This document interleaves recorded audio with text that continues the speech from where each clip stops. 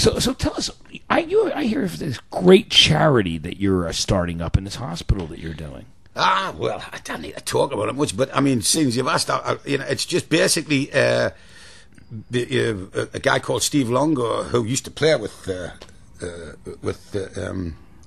this band, and he started this thing called Classic Rock Cares, and it was the John Entwistle Foundation, and he used to play in a John Entwistle band. So, and he asked me and Cliff if we would care to join him to do some gigs, just some charity gigs, and I said, sure, but as long as I can see what's going to happen with it, and my personal thing is, some of these kids in the hospitals have got terminal stuff.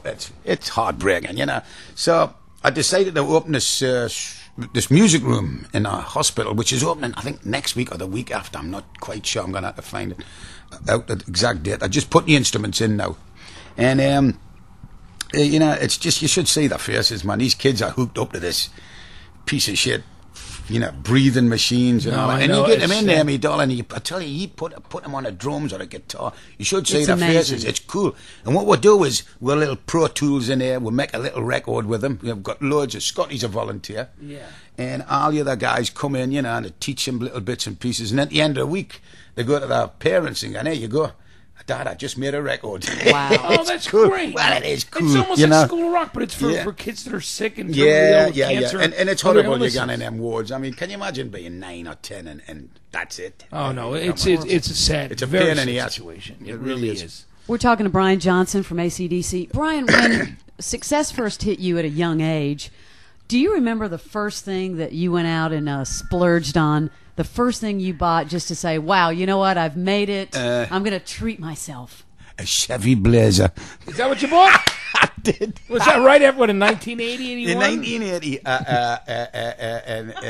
That's awesome. I went and I'll never forget. Did you buy it here or did you buy it over there? No, it was in Newcastle in the north of England. Yeah. And there was rare as Rocking Horse doo-doo. There were, and I was still living in a regular house at the time, regular little house, and I bought it. It was black and white in England. Now, you've seen the cars in England, that teeny weeny. Yeah, I mean, they're all they're all compacts. And this was before SUVs were seen anywhere, and this thing was magnificent. I couldn't believe it. All the chrome and the big steering wheel. That's awesome. And I remember I drove it into the street, and all the neighbours came out and I going, "What the hell is that? Was that some kind of space wagon?" I went, "Nope, it's a Blazer."